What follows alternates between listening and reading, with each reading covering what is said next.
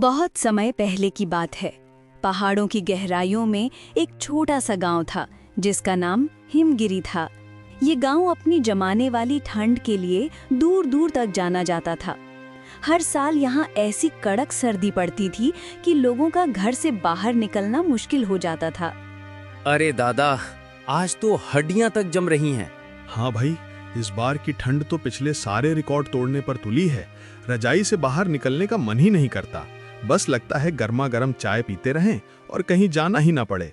उसी गांव के किनारे एक पुरानी टूटी फूटी झोपड़ी में धर्मू अपनी पत्नी शांति और दो छोटी बेटियों माया और रुचि के साथ रहता था। धर्मू एक गरीब मजदूर था। वो सुबह से लेकर शाम तक मेहनत करता, चाहे जितनी ठंड क्यों ना हो। जितना थोड़ा बहुत कमाता, उसी से परिवार का पेट पलता था। इस साल की सर्दी कुछ ज्यादा ही भयंकर थी, लेकिन उसके पास इतने पैसे नहीं थे कि वो अपने परिवार के लिए गर्म कपड़े या मोटी रजाई खरीद सके। रात का समय था, बाहर बर्फीली हवा चल रही थी और झोपड़ी के अंदर भी ठंड चुभने लगी थी। उनके पास बस एक पतली सी चादर थी जिसे शांति ने अपनी दोनों बेटियों पर डाल दिया था। हिमगिरी गांव की कंपा देने वाली रात थी। धर्मू और शांति अपने छोटे से कमरे के कोने में सिकुड़ कर बैठे थे। शांति ने अपने ऊपर एक पुरानी घिसी हुई शॉल ओढ़ रखी थी, लेकिन इतनी ठंड में वो किसी काम की नहीं थी। सुनते हो, अगर हमारे पास एक और मोटी चादर होती तो कितना अच्छा होता। मुझे तो इतनी ठंड लग रही है कि बोलते भी नहीं बन रहा, और मुझे पता है तुम्हें भी बहुत ठंड लग रही होगी, बस तुम बता नहीं रहे। काश रजाई न सही, कुछ सूखी लकड़ियां ही होती, उन्हें जलाकर थोड़ा ताप ले लेते। कम से कम बच्चों को तो थोड़ी राहत मिल जाती। ये रात तो जैसे खत्म ही नहीं हो रही। शांति, तुम ऐसा मत सोचो, नहीं तो मैं भी टूट जाऊंगा। तुम चिंता मत करो, मैं अभी बाहर जाता हूँ और कुछ लकड़ियाँ लाने की कोशिश करता हूँ। किसी तरह झोपड़ी को थोड़ी गर्म कर लेंगे। इतना कहकर धर्मू कांपते हाथों से अपनी फटी पुरानी चप्पल पहनकर बाहर निकल आया। बाहर गली में सन्नाटा पसरा था। हर कोई अपने घरों में सिकुड़ा बैठा था, लेकिन धर्मू को अपने परिवार की चिंता चैन नहीं लेने देती थी। वो पड़ोसी के दरवाजे पर गया और विनती करते हुए बोला, भाई, अगर तुम्हारे घर में थोड़ी बहुत बेकार लकड़ियां पड़ी हों तो मुझे दे दो। मेरी बीवी और बच्चे ठंड में कांप रहे हैं। हमारी झोपड़ी इतनी कमजोर है कि हवा सीधी अंदर घुस जाती है। तुम थोड़ी मदद कर दोगे तो भगवान भी खुश होगा। अरे भाई, मेरे पास कोई फालतू लकड़ी नहीं है। जो भी है वो मेरे अपने घर के लिए ही है। तुम्हें हर बार मदद चाहिए होती है। पड़ोसी की डांट सुनकर धर्मू चुपचाप वहां से लौट आया। ठंड से उसके हाथ सुन्न हो रहे थे, पर दिल में सिर्फ एक ही बात थी, कैसे भी करके परिवार को ठंड से बचाना है। वो गली में इधर उधर देखता रहा। उम्मीद थी कि कहीं शायद कुछ जलाने लायक मिल जाए, पर आसपास हर जगह सिर्फ बर्फीली हवा थी और खाली रास्ते। तभी उसकी नजर बाजार की एक बंद दुकान के बाहर पड़ी चीजों पर गई, जो एक तरह के गत्ते थे। वो उनके काम न आने पर दुकानदार ने यूं ही फेंक दिए थे। अरे, ये तो पुराने गत्ते पड़े हुए हैं। धर्मू के चेहरे पर थोड़ी उम्मीद लौटी। चलो, लकड़ी तो नहीं मिली, पर ये गत्ते ही सही। इन्हें जला लेंगे तो कम से कम थोड़ी गर्मी तो मिल जाएगी, बच्चों को थोड़ी राहत तो मिलेगी। वो जल्दी से गत्ते उठाकर अपनी झोपड़ी की तरफ भागा। अंदर पहुंचते ही उसने सावधानी से गत्तों को आग लगाई और थोड़ी ही देर में कमरे में हल्की सी गर्माहट फैल गई। शांति की आंखों में राहत थी। अरे वाह धर्मू, सिर्फ इतने से कागज जलाने से ही झोपड़ी में कितनी गर्मी हो गई, वरना हम तो ठंड से कांप कांप कर परेशान हो गए थे। सिर भी दुखने लगा था। अब थोड़ी राहत मिली है। हाँ, तुम सही कह रही हो। अगर लकड़ी होती तो आग ज्यादा देर तक जलती और हमें और आराम मिलता। ठंड बहुत ज्यादा है, लेकिन जितना भी मिला वही हमारे लिए काफी है। बस दुआ करो कि रात सुकून से कट जाए। माया और रुचि ने भी गर्मी महसूस कर चैन की सांस ली, लेकिन ये राहत ज्यादा देर की नहीं थी, क्योंकि आग कुछ ही देर में बुझने लगी थी। अगली सुबह धर्मू काम पर गया तो देखा कि कई मजदूर ठंड के कारण बैठे हुए थे। काम कम था और मेहनताना मिलने की संभावना और भी कम। हिमगिरी गांव की ठंडी सुबह के बाद दिन और भी कठिन होता चला गया। धर्मू ने पूरे दिन अलग अलग जगह जाकर काम ढूंढने की कोशिश की, लेकिन ठंड ने हर जगह काम ठप कर दिया था। मजदूरों की जरूरत भी कम थी, इसलिए किसी ने उसे काम नहीं दिया। पूरे दिन की कोशिश बेकार जाने पर वो थका हारा घर लौटा। अंदर देखा तो शांति का चेहरा भी चिंता से भरा हुआ था। छोटे से कमरे में सिर्फ एक छोटे पात्र में थोड़ा सा आटा बचा था। शांति ने उसी से सूखी रोटियां बनाई, बस 3 रोटियां। परिवार में 4 लोग और रोटियां सिर्फ 3। धर्मू, हम 4 लोग हैं और सिर्फ 3 रोटियां। आप क्या करें? किसे कम खाना पड़ेगा, किसे भूखा सोना पड़ेगा। बच्चों को तो भूखा नहीं सुला सकते, लेकिन अगर हम में से कोई ये कम खाएगा तो भूख कैसे सह पाएगा? काश थोड़ा और आटा होता तो चारों का पेट भर जाता। धर्मू जानता था कि बच्चों को भूखा रखना ठीक नहीं, लेकिन खुद भूखा रहना भी आसान नहीं था। शांति ने उसकी तरफ देखा और बोली, आप और बच्चे खा लीजिए, मुझे तो वैसे भी भूख महसूस नहीं हो रही। एक माँ को सबसे ज्यादा खुशी इसी में होती है कि उसके बच्चे पेट भर कर सोएं। मैं पानी पीकर सो जाऊंगी। आप सब खा लेंगे तो आपकी तबीयत भी खराब नहीं होगी। मेरी चिंता मत कीजिए, बस आप लोग खाना खा लीजिए। दोनों बच्चियों और धर्मू ने एक एक रोटी खा ली, लेकिन रोटी कम होने की वजह से शांति ने नहीं खाया। वो चुपचाप दूसरों को खाता हुआ देखती रही और अपनी भूख दबा ली। धीरे धीरे रात उतर आई, ठंड और भी तेज हो गई थी। माया ठंड से कांप रही थी। धर्मू को समझ नहीं आ रहा था कि वो क्या करे। न कंबल था, न रजाई, न ठंड से बचने का कोई उपाय। फिर उसे अचानक याद आया, पास की बस्ती में एक दानी वृद्ध साहूकार रहता था जो कभी कभी गरीबों को पुराने कपड़े दान कर दिया करता था। शायद आज भी वो मदद कर दे। अगली सुबह धर्मू ने खुद को संभाला और साहस जुटाकर हिमगिरी गांव की बस्ती वाले वृद्ध साहूकार के घर पहुंच गया। ठंड से उसके होंठ नीले हो रहे थे, लेकिन उम्मीद अभी बाकी थी।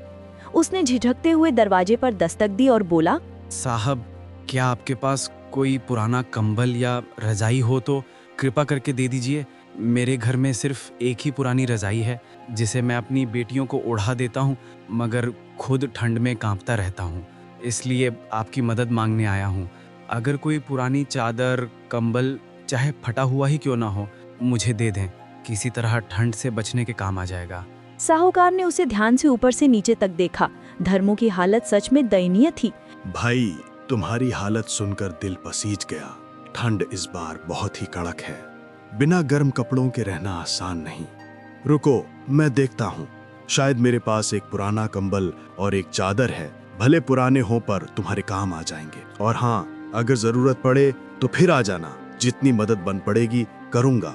कुछ देर बाद वो अंदर गया और वापस लौटा, एक पुराना लेकिन गर्म स्वेटर और एक पतली रजाई हाथ में लिए।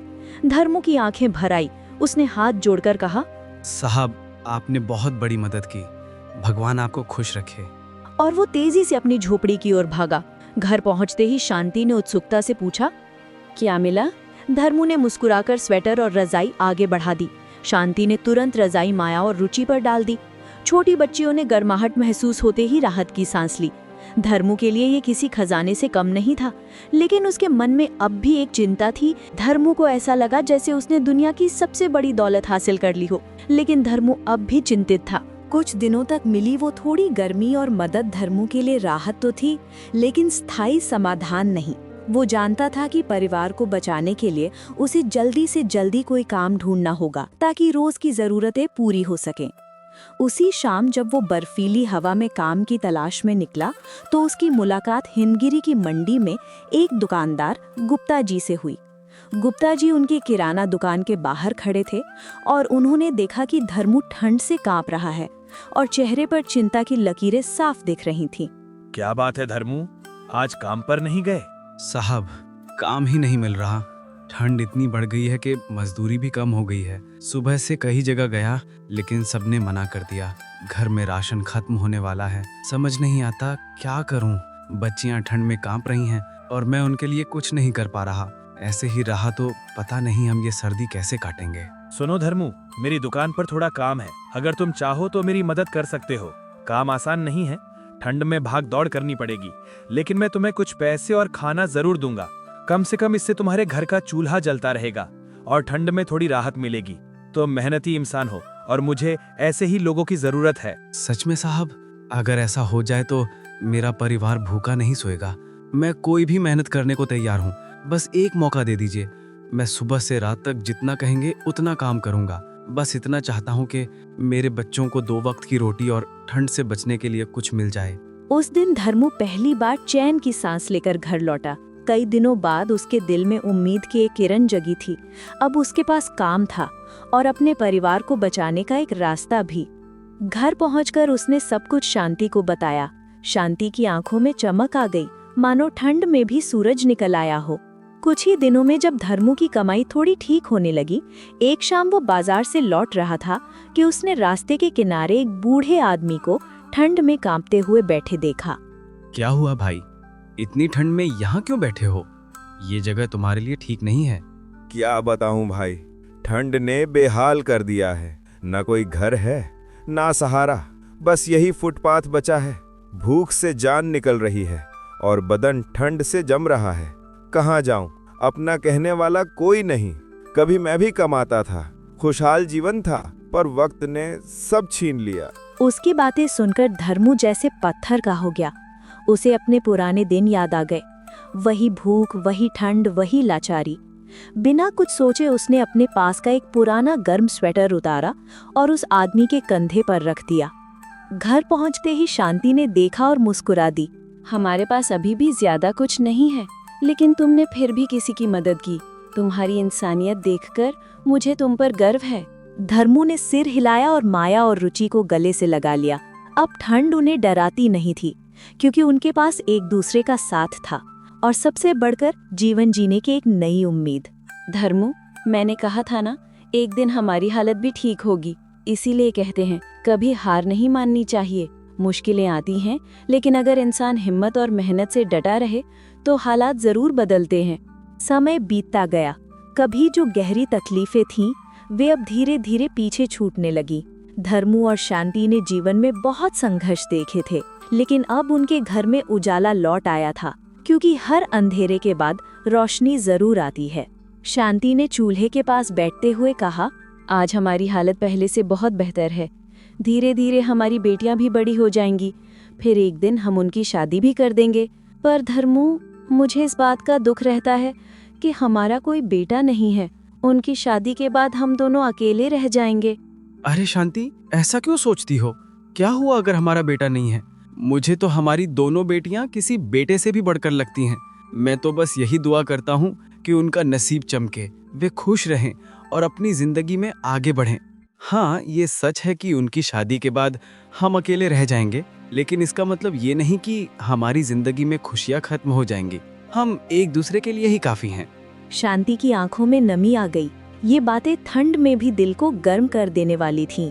उधर धर्मू की मेहनत अब रंग लाने लगी थी। वो रोज पूरी ईमानदारी से काम करता। दुकान की सफाई से लेकर ग्राहकों की सेवा तक हर काम पूरी लगन से करता। गुप्ता जी, जो कई दिनों से उसकी मेहनत देख रहे थे, एक दिन दुकान पर आते ही खुशी से बोले, अरे धर्मू, तुम तो कमाल कर रहे हो। दुकान की सफाई हो या ग्राहक संभालना, सब कुछ बहुत बढ़िया कर रहे हो। साहब, बस अपनी पूरी कोशिश कर रहा हूँ। गुप्ता जी की दुकान पर काम करते हुए कई सप्ताह बीत गए। धर्मू रोज मेहनत करता और उसकी लगन देखकर गुप्ता जी का भरोसा उस पर और बढ़ने लगा। एक दिन काम खत्म होने के बाद गुप्ता जी ने मुस्कुराते हुए उसके कंधे पर हाथ रखा और कहा, धर्मू, तुमने बहुत अच्छा काम किया है। मेरे लिए इससे बड़ी बात क्या होगी कि मैंने तुम पर भरोसा किया और तुमने उस भरोसे को निभाया। ये लो, ठंड बहुत ज्यादा है, ये नया स्वेटर पहन लेना। और हाँ, आज तुम्हारी मेहनत के लिए थोड़ा ज्यादा पैसा मिलेगा। धर्मू की आंखें खुशी से चमक उठी। उसे लगा जैसे जीवन सच में बदल रहा है। पैसे मिलते ही वो घर की ओर चल पड़ा। सोच रहा था, आज मैं अपने परिवार के लिए कुछ अच्छा खाना ले जाऊंगा। लेकिन रास्ते में उसने देखा कि सड़क के किनारे एक बहुत बूढ़ी, कमजोर और कांपती हुई औरत बैठी थी। हवा चलते ही वो और सिमट जाती थी। अम्मा, आप यहाँ अकेली क्यों बैठी है? बूढ़ी औरत ने कमजोर, टूटी आवाज में कहा, बेटा, कोई नहीं है मेरा। कई दिनों से ठीक से खाना भी नहीं खाया। ठंड भी बहुत लग रही है। समझ नहीं आता कहाँ जाऊं। धर्मू का दिल पिघल गया। उसे अपने पुराने दिन याद आ गए। उसने बिना एक पल सोचे अपने थैले से रोटियां और सब्जी निकाली और बूढ़ी औरत के हाथ में रख दी। अम्मा, इसे खा लीजिए, थोड़ी ताकत आएगी। बूढ़ी औरत की आंखों से आंसू बह निकले। उसने कांपते हाथों से खाना लिया और धीरे धीरे खाने लगी। फिर भावनाओं से भरी आवाज में बोली, बेटा, तुम्हारे जैसे लोग ही इस दुनिया को रहने लायक बनाते हैं। जो खुद तकलीफ सहकर भी दूसरों के लिए हाथ बढ़ाए, वही असली इंसान होता है। तुम्हारी राहें हमेशा रोशनी से भरी रहें, तुम्हारे घर में कभी अंधेरा ना आए, तुम्हारी झोली कभी खाली ना हो और तुम्हें कभी किसी चीज की कमी ना हो। बेटा, जो खुशी तुमने आज मुझे दी है वही खुशी हर कदम पर तुम्हें मिलती रहे। धर्मू हल्की मुस्कान के साथ आगे बढ़ गया। उसके दिल को आज एक अनोखी शांति महसूस हो रही थी, मानो किसी ने उसके दिल पर हाथ फेरकर सारी थकान मिटा दी हो। घर पहुंचकर उसने शांति को सब बताया। शांति मुस्कुराई और बोली, हमारे पास अभी भी ज्यादा कुछ नहीं है, लेकिन फिर भी तुमने किसी की मदद की, यही असली अमीरी होती है। रात हो चुकी थी। धर्मू ने अपनी बेटियों माया और रुचि को प्यार से सुलाया और शांति के पास बैठकर बोला, अब हालात पहले जैसे नहीं रहे, काम मिल गया है और धीरे धीरे सब ठीक हो रहा है। हाँ, लेकिन असली खुशी इस बात की है कि हम मुश्किलों में भी इंसानियत नहीं भूले। आज जिस बुढ़िया अम्मा की तुमने मदद की, वो हमें यही सिखाती है कि भले हमारे पास थोड़ा हो, पर दिल बड़ा होना चाहिए। मैं चाहता हूँ कि हमारी बेटियां भी यही सीखें, मेहनत, ईमानदारी और जरूरतमंद की मदद करना। कई दिन बीत गए। धर्मू की मेहनत और लगन को देखकर गुप्ता जी ने उसे दुकान की और जिम्मेदारियां दे दी और मजदूरी भी पहले से ज्यादा कर दी। अब धर्मू थोड़े बहुत पैसे बचाने लगा था। एक दिन उसने सोचा, क्यों ना अपनी झोपड़ी को थोड़ा ठीक कर लिया जाए ताकि मेरी बेटियां ठंड में चैन से सो सकें। उसने कुछ लकड़ियां, रस्सी और टिन की चादर खरीदी और खुद ही अपनी झोपड़ी की मरम्मत करने लगा। गांव के कुछ लोगों ने जब ये देखा तो वे भी मदद के लिए आगे बढ़ाए। कुछ ही दिनों में धर्मू का छोटा सा घर पहले से कहीं ज्यादा मजबूत हो गया था। अब ठंडी हवाएं अंदर नहीं घुसती थी और घर में एक सुखद गर्माहट बनी रहती थी।